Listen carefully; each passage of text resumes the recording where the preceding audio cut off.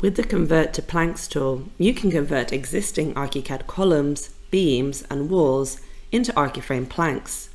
These can then be further edited in ArchiFrame, for example, to produce a CNC file.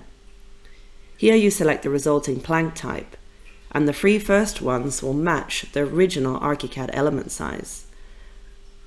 Here you define the placement for the beams, which we'll go through later. And this unchecked will conserve the original Archicad element. Here you can set the layer for the resulting ArchiFrame planks.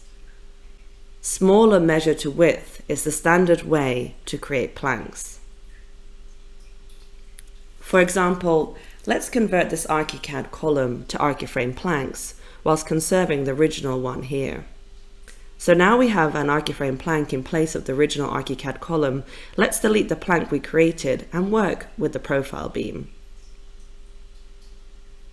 So this is an Archicad beam in profile, and it is tilted. If we use the same settings, we would get exactly the same beam, taking the profile from the original Archicad beam. To cut the endings to match the original Archicad beam, I'll select Show Selection.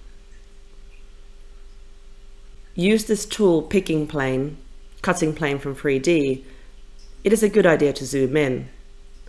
Select the target, and with these settings, I make the cut.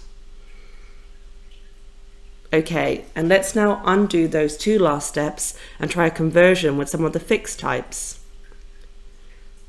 So now let's match the top sides of the existing and the new one so that they are in sync.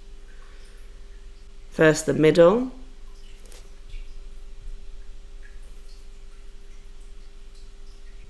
and then the bottom.